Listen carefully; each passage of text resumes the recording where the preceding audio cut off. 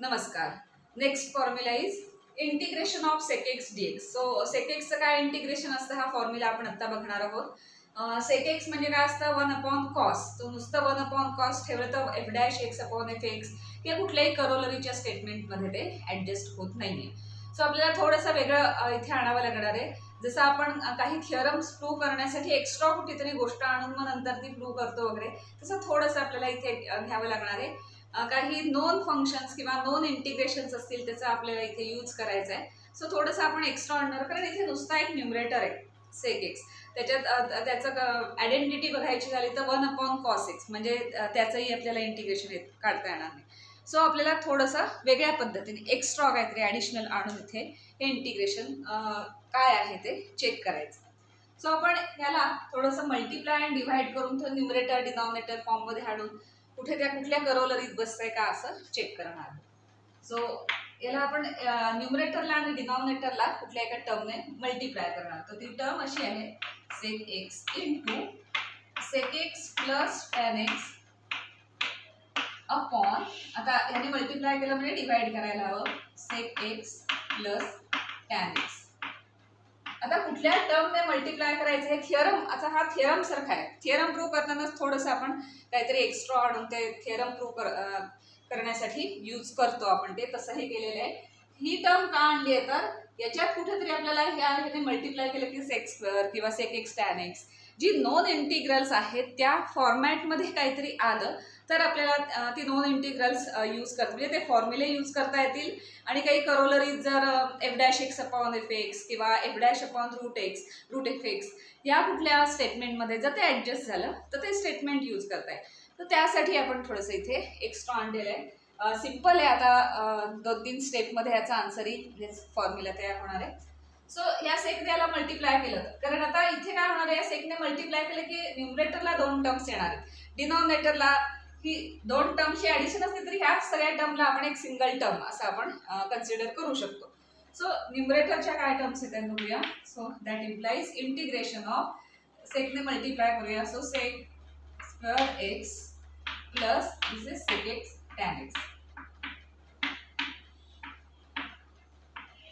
Upon sec x plus tan x dx. sec x plus tan x dx. आता थोडं f'(x upon f(x)च्या फॉर्मॅटमध्ये काय आले का म्हटलं, तसं हे एक्स्ट्रा का आणलंय तर त्या 3 करोलरीज आपण आधी बघितल्यात, त्याच्या स्टेटमेंटमध्ये कुठे होतंय का आपण बघणार आहोत. सो पहिला अगदी सगळ्यात पहिला आपण चेक करायचं f'(x अपॉन f(x) येत आहे का. सो बघूया आपण f'(x अपॉन f(x) येते का. Suppose f(x) is equal to denominator, so sec x tan x, sec x plus tan x, that implies f'(x). त्याचं काय होईल बघूया. आणि तो f'(x) कम्प्लीट न्यूमरेटर आहे का ते चेक करायचं. sec x चं इंटिग्रेशन काय असतं, sec x tan x, sorry derivative f' काढतो ना, डेरिव्हेटिव्ह काय असतं sec x tan x, tan x चं डेरिव्हेटिव्ह काय असतं sec स्क्वेअर x.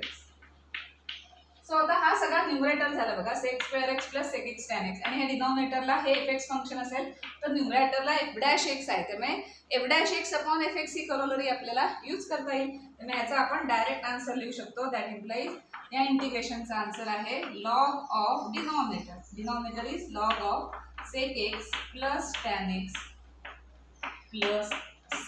ते कसं आपण डायरेक्ट काढलं फ्रॉम कुठल्या फॉर्म्युल्यावरून, तर integration of f'(x upon f(x) dx is equal to काय असतं log f(x) plus c. So हा फॉर्म्युला आपल्याला माहिती आहे, त्या फॉर्म्युल्यावरून आपण हे याचं इंटिग्रेशन डायरेक्ट लिहिलं log of denominator plus c. हा एक फॉर्म्युला झाला. सो sec x फॉर्म्युला काय आहे, integration of sec x is equal to log of sec x plus tan x plus c. का, कारण इनडिफायनाइट इंटिग्रेशन आहे, काही कॉन्स्टंट असू शकतो, वी डोंट नो, त्यामुळे आपण इन जनरल c लिहितो. So log of sec x plus tan x plus c. तर हा फॉर्म्युला पाठ करून ठेवायचा. अजून एक फॉर्म्युला आहे, पण तो फॉर्म्युला कसा आला, मग हे sec x plus tan x आणि ते फॉर्म्युला ते दोन्ही स्टेटमेंट सेम आहेत का वगैरे ते आपण बघूया. सो sec x चा फॉर्म्युला काय, log of sec x plus tan x, हे लक्षात ठेवा. अजून एक फॉर्म्युला आहे टॅनच्या फॉर्मॅटमध्ये, तो कसा आला बघूया, म्हणजे त्याचा आणि याचं काही रिलेशन आहे का ते बघूया.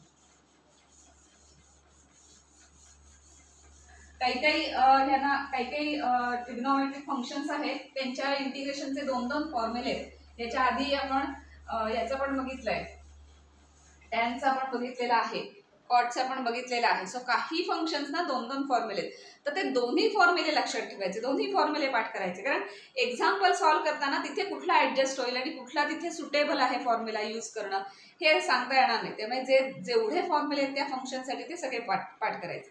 आता इथे 2 फॉर्म्युले आहेत सेकच्या इंटिग्रेशनसाठी। So integration of sec x dx is equal to this and also this log of tan, आणि त्याचा अँगल आहे x/2 प्लस π/4 आणि प्लस c। सो हा त्याचा दुसरा फॉर्म्युला आहे। सो हा दुसरा फॉर्म्युला आपण त्याचा पाठ करायचा। सो अशा पद्धतीने इंटिग्रेशन ऑफ sec x आता तुमच्या लिस्टमध्ये ऍड होईल। त्याचे 2 फॉर्म्युले, हा एक फॉर्म्युला आणि हा फॉर्म्युला।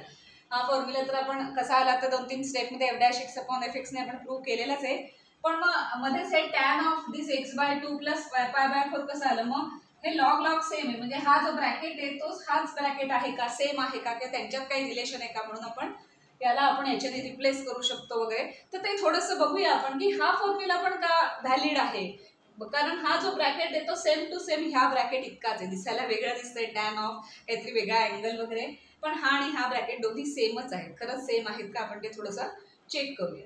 तर आपण कन्सिडर करूया की tan of this is equal to sec x plus tan x येते का।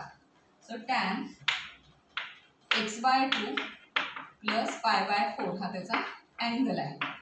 So tan of a plus B चे फॉर्म्युले तुम्हाला आठवत असतील। Tan a plus B means काय असतं? Tan a plus tan b upon 1 minus tan a tan b।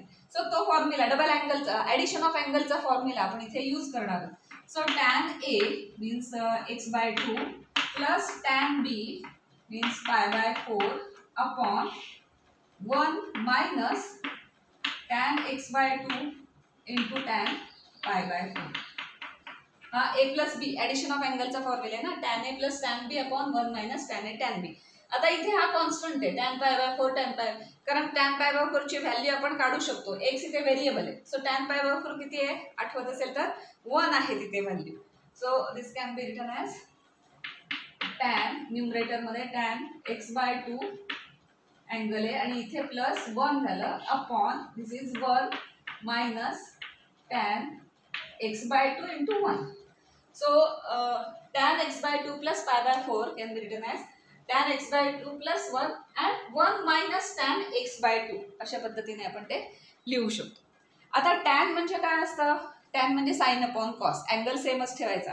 So sine upon कॉसच्या फॉर्मॅटमध्ये आपण ते आणू शकतो। So that implies tan x/2 means sine x/2 plus upon cos x/2 plus 1 आहे इथे, आणि डिनॉमिनेटरला 1 minus sine x/2 upon cos x/2। आता न्यूमरेटरला एकाला डिनॉमिनेटर आहे एकाला नाही, म्हणजे ते डिनॉमिनेटर सेम करून घ्यायला लागेल, डिनॉमिनेटर मध्ये सुद्धा डिनॉमिनेटर सेम करून घ्यायला लागेल। So that implies sign x/2, आता हे तुम्हाला माहिती आहे ना अल्जेब्रा आहे सिंपल आहे, कॉसने आपण इथे मल्टिप्लाय करणार मग डिनॉमिनेटर सेम होणार, plus cos x/2 upon cos x/2, आणि सगळ्याला डिनॉमिनेटर काय, हा कॉस इथे मल्टिप्लाय करणार मग cos minus sine. So cos x/2 minus sine x/2 upon cos x/2, परत सेम झालं डिनॉमिनेटर। आता अँगल आणि सगळी टर्म सेम असेल तर कॅन्सल होईल। So this is a upon b upon c upon d, a upon b upon c upon d असेल तर कसं होतं, जर b आणि d दोन्ही सेम असतील तर ते कॅन्सल होतात, कारण हे इकडनं मल्टिप्लिकेशन जाताना d न्यूमरेटर मध्ये येतो आणि c डिनॉमिनेटर मध्ये, त्यामुळे ते कॅन्सल होणार आहेत क्रॉस म्हणून। सो याचा डिनॉमिनेटर आणि याचा डिनॉमिनेटर सेम असल्यामुळे कॅन्सल झालं। सो आता काय राहिलं बघूया।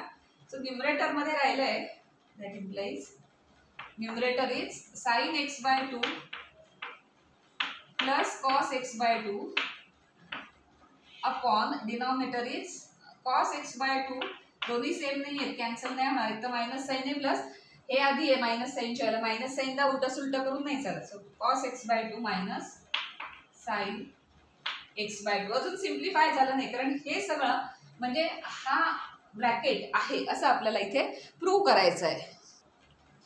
सो आता आपण थोडंसं सिम्प्लिफाय करूया, कारण इथे a प्लस बी आहे, इथे b मायनस ए असेल, तर इथे मायनस साईन असेल डिनॉमिनेटरमध्ये दोन टर्ममध्ये, तर आपण रॅशनलायझेशन प्रोसेस शक्यतो यूज करतो, ज्यामुळे ते सगळं सिम्प्लिफाय होतं. सो इथे आपण रॅशनलायझेशन प्रोसेस इथे यूज करूया.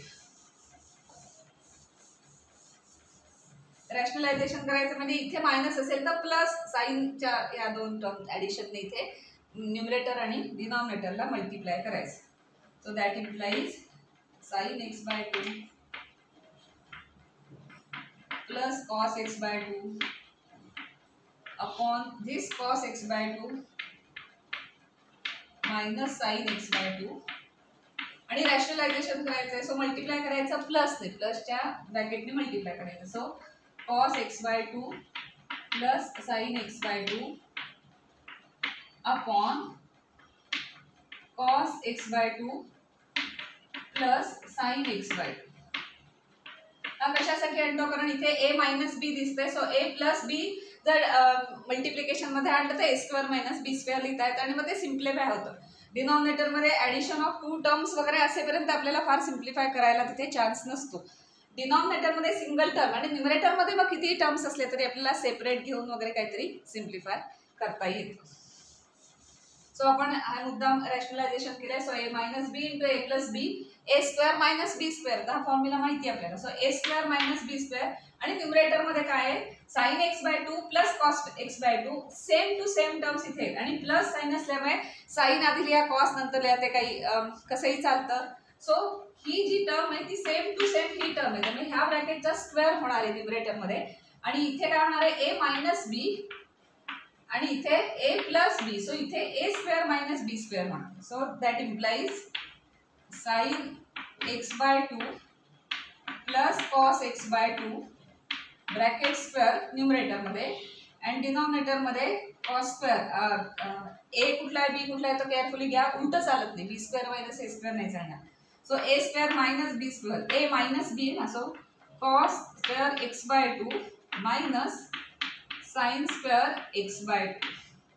आता ह्याचा a plus B bracket square, आणि इथे आपण काही फॉर्म्युला यूज करू शकतो.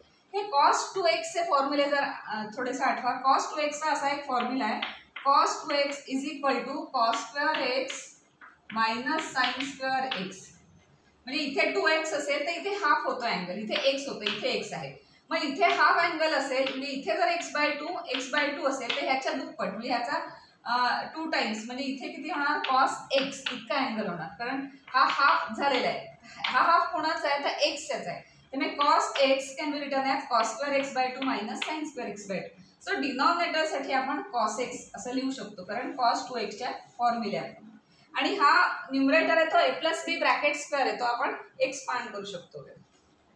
सो दॅट इम्प्लाइज हा एक्सपांड करूया, means sine square x by 2 A square plus 2ab, so 2 sine x by 2 cos x by 2 plus B square means cos square x by 2. हा numerator expand केला आणि डिनॉमिनेटरची single term झाली, कारण cos square x minus sine square x means cos 2x चा formula येतो.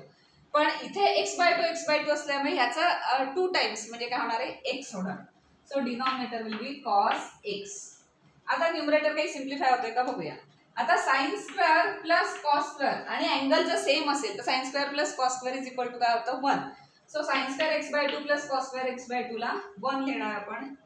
So that implies 1 plus या दोघांचं मिळून ॲडिशन 1 झाली 2 sine x by 2 cos x by 2 sine x by 2 cos x by 2 आणि न्यूमरेटर मध्ये राहिलं आणि डिनॉमिनेटर मध्ये कॉस. आता साइन एक्स 2 साइन कॉस हा कशाचा फॉर्म्युला आहे, साइन 2x चा, साइनच्या डबल अँगलचा फॉर्म्युला आहे. सो साइन 2x, पण साइन 2x हा फॉर्म्युला 2x असताना त्याचा x होतं, मीन्स साइन 2x, इथे जर 2x असेल तर होतं 2 साइन x कॉस x असा तो फॉर्म्युला आहे. सो हा जो अँगल आहे त्याचा हाफ अँगल इथे येतो. मग इथे काय हाफ अँगल आहे x बाय 2 मग याचा डबल म्हणजे याचा दुप्पट व्हायला पाहिजे. डबल होणार म्हणजेच काय, नुसतं x होणार. So that implies 1 plus 2 sine x cos x means sine 2x, पण इथे sine 2x means sine x. Sine x का आलं लक्षात आलं ना, हा x/2 ऑलरेडी आहे ना, ह्याच्या डबल करायचा आहे म्हणजे तो x होणार आहे आणि हे अपॉन कॉस. आता आपण ते डिनॉमिनेटर सिंगल टर्म आलाय आणि न्यूमरेटर मध्ये 2 टर्म्स आहेत, हरकत नाही. तर न्यूमरेटर मधल्या 2 टर्म्स आपण सेपरेट करणार विथ डिनॉमिनेटर, प्लस आहे ना साइन, सो प्रत्येकाला सेपरेट डिनॉमिनेटर देणार. So that implies 1 upon cos x plus sin x upon cos x. आता ह्याच्यासाठी आयडेंटिटीज यूज करता येते. 1 अपॉन cos x मीन्स काय, sec x, आणि plus sin x upon cos x means काय, tan x. So आठवा की आपण सुरुवात कशाने केली होती, tan ऑफ x/2 प्लस π/4. ते सिम्प्लिफाय करत करत काही ठिकाणी ॲडिशन ऑफ अँगल, काही ठिकाणी डबल अँगल, असे सगळे फॉर्म्युले यूज करत, आयडेंटिटी यूज करत आपण काय केलंय, शेवटी प्रूव्ह केलंय की tan of this is equal to काय माहिती, sec x plus tan x. Means काय मिळालं आपल्याला, therefore tan of x/2 plus π/4 can be written as sec x plus tan x. हे दिसताना थोडंसं वेगळं वाटतं की हा इथे वेगळाच अँगल आहे आणि हे sec x plus tan x कुठून आलं, पण आपण प्रूव्ह केलं की हे म्हणजेच हे आहे. त्यामुळे हा फॉर्म्युला म्हणजेच हा फॉर्म्युला आहे, पण आपल्याला कुठला यूज करायचा आहे, तिथे कुठला सुटेबल आहे, त्याप्रमाणे टॅनचा यूज करायचा की sec x plus tan x चा घ्यायचा हे ठरवायचं. सो sec x ला 2 फॉर्म्युले आहेत आणि दोन्ही फॉर्म्युले हे पाठ करायचे. कारण म्हटलं तसं एक फॉर्म्युला तुम्ही कुठलाही पाठ केला तर दुसरा त्यावरून डिराईव्ह करता येईल. कारण हे कसं डिराईव्ह केलं हे आता आपण बघितलं, हे दोन्ही सेम आहे ते आपण बघितलं कसं केलं. पण एवढं काही प्रत्येक वेळे करत बसायचं नाहीये, परीक्षेत आपल्याकडे वेळ नसतो. सो दोन्ही फॉर्म्युले चांगले पाठ करायचे.